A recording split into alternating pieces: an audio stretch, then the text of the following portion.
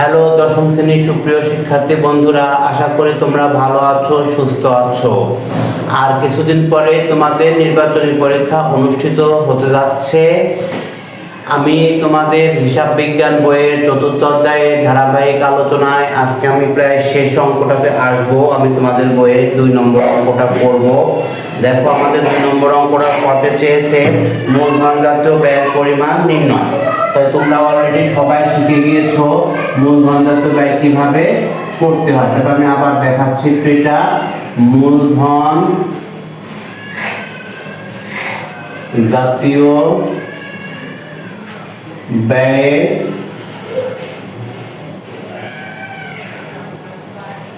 পরিমাণ নির্ণয়। মূলধন জাতীয় ব্যয়ের পরিমাণ নির্ণয়। আমাদের যদি তারিখ বলতে না, আমি তারিখের ঘর দিব না, বিবরণ টাকা টাকা।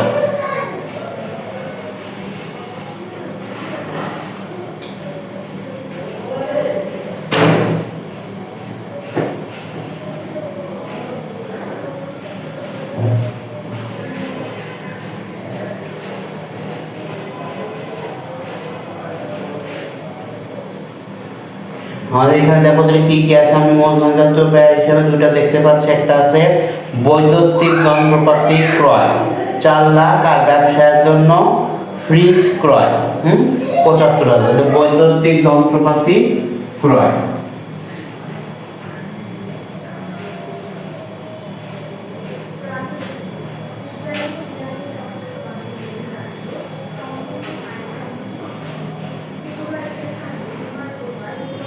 বৈদ্যুতিক যন্ত্রপাতি ক্রয় 4 লাখ। আর একটা হচ্ছে ব্যবসায়ের জন্য ফ্রিজ ক্রয়।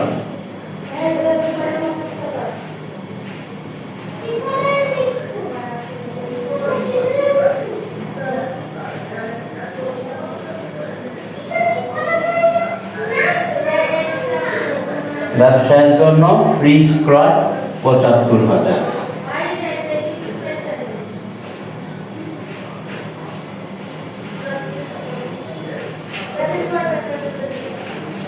শেষ আমার ক নম্বর অঙ্ক মূলধন জাতীয় ব্যয়ের পরিমাণ নির্ণয়। এখন আমি আসি হচ্ছে আমার খ নম্বর আছে মুনাফা জাতীয় আয় আর হচ্ছে ব্যয়। তাহলে মুনাফা জাতীয় আয় আর ব্যয় আমি এখানে করে ফেলবো। মূলধনের জায়গায় শুধু মুনাফা জাতীয় আয় আর ব্যয়।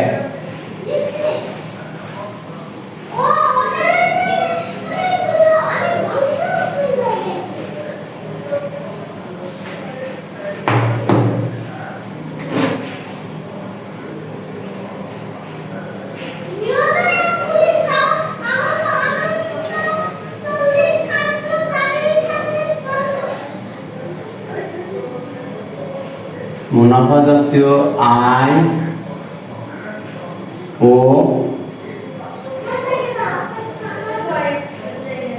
ব্যয়ের পরিমাণ নির্ণয়।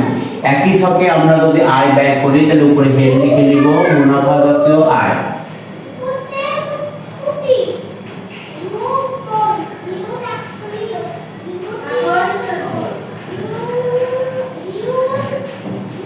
মুনাফা জাতীয় আয় দেখেন, মুনাফা জাতীয় আয়ের জন্য কি কি আছে এখানে। আমার মুনাফা জাতীয় আয়ের ভিতরে হচ্ছে বাট্টা প্রাপ্তি।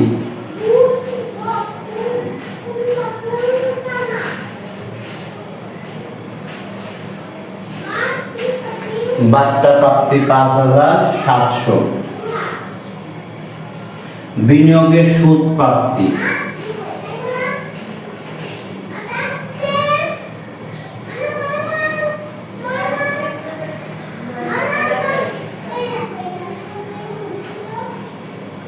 বিনিয়োগের সুদ প্রাপ্তি যেটা কথা আছে, বিনিয়োগের সুদ প্রাপ্তি আমার আছে 40,000 টাকা, বিগত সালের আছে 50%। তাহলে 40,000 এবং 50% করে এটা বাদ দিয়ে দেখাইতে হবে। তাহলে আসবে হচ্ছে 20,000।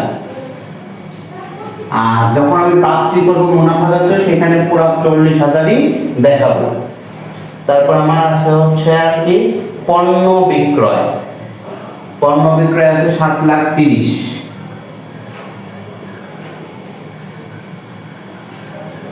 পণ্য বিক্রয় 7,30,000। তারপর আছে শিক্ষানবিশ সেনানি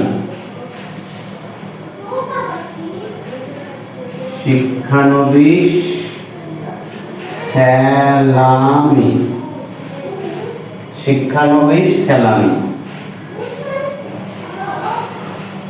শিক্ষানবিশ স্যালামি একই কথা বলতে 75% আসতে 40,000-এর 75% করলে আমার আসবে হচ্ছে 30,000। তাহলে আমি এখানে দেখাবো 10,000। তাহলে এখন আমি যোগ করে দিই 7,30,000 50 60 65,700, 7,65,700।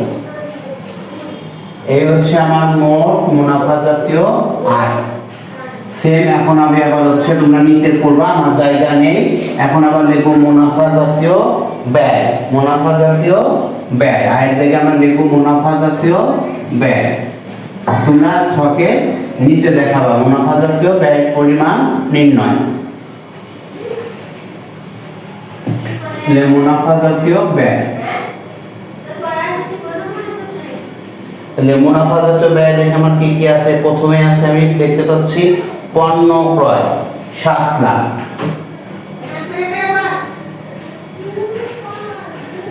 পণ্য ক্রয় 7 লাখ।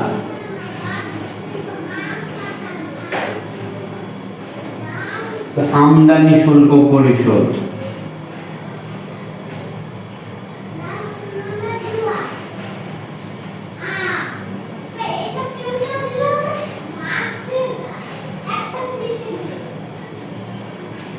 আমদানি শুল্ক পরিশোধ 5,000।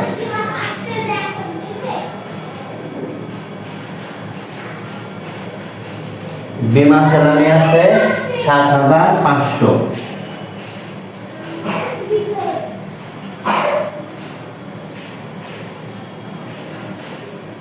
বীমা স্যালারি 7,500। ঋণের সুদ প্রদান আছে আমাদের, ঋণের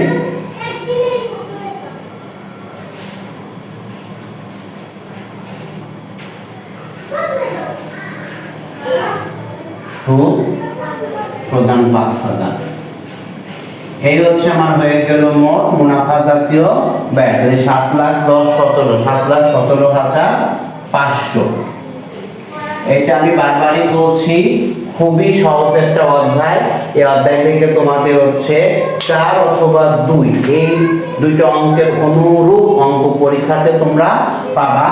এখন আমার গ নম্বরে আছে মূলধন জাতীয় প্রাপ্তি আর মুনাফা জাতীয় প্রাপ্তি মোট পরিমাণ। তাহলে মোট পরিমাণ বললে আমাদের আর এইভাবে কাজ দেওয়া যাবে না, একইভাবে বের করে পরে দুইটাকে আবার যোগফল দেখাইতে হবে। আমি আবার পুরাটা একটু মুছি।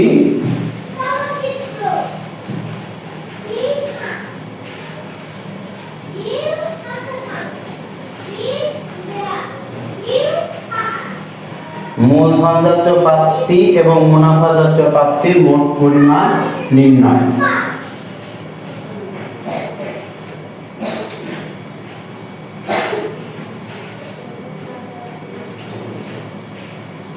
মূলধন জাতীয় প্রাপ্তি এবং মুনাফা জাতীয় প্রাপ্তির মোট পরিমাণ নির্ণয়।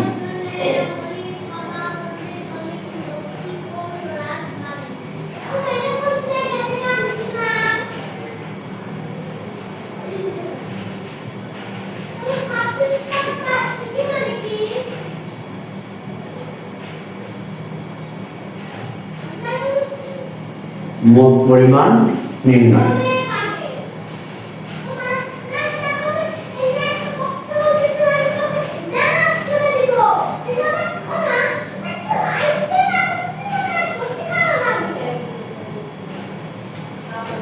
বিবরণ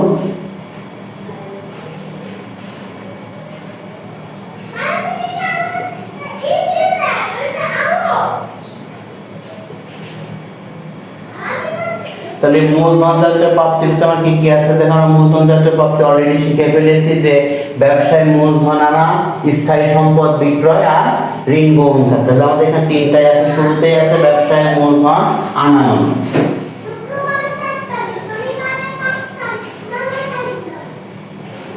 ব্যবসায়ে মূলধন আনয়ন 2,50,000।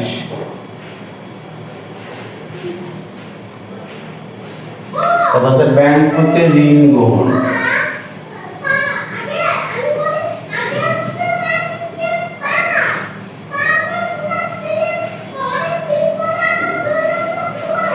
ব্যাংক হতে ঋণ গ্রহণ আছে আমার 50,000। আর দেখা যাচ্ছে যে আমার পুরাতন কম্পিউটার বিক্রয় 10,000। পুরাতন কম্পিউটার বিক্রয়,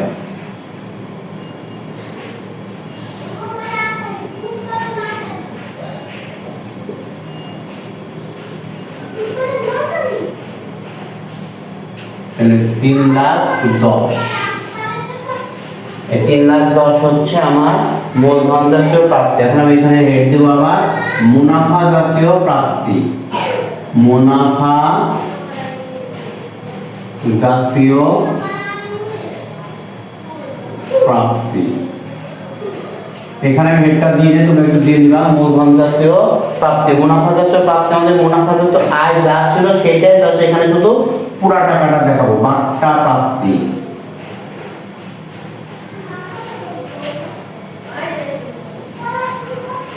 $7,500। বিনিয়োগের সুদ প্রাপ্তি 40,000। এখানে পুরা টাকায় আমি দেখাবো। বিনিয়োগের সুদ প্রাপ্তি 40,000। তারপরে পণ্য বিক্রয়, জাস্ট খাতে যেগুলো ছিল এখন এখানে পুরো টাকাটাই আমাদেরকে দেখাইতে হবে। 7,30,000 পণ্য বিক্রয় ছিল আমাদের 7,30,000। শিক্ষানবিশ সেলামি,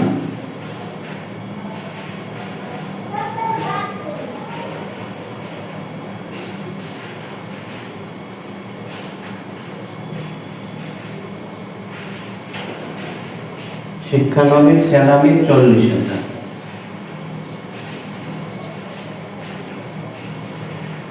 তাহলে আমি এখন এটা যোগ করে দিই। এখানে টোটাল কত হচ্ছে 7,40,000 80 1,10,000 8,15,700 8,15,700।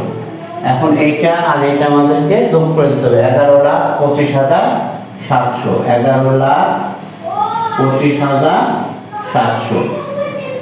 এই হচ্ছে আমার এখানে লিখে দিতে পারি আমরা যে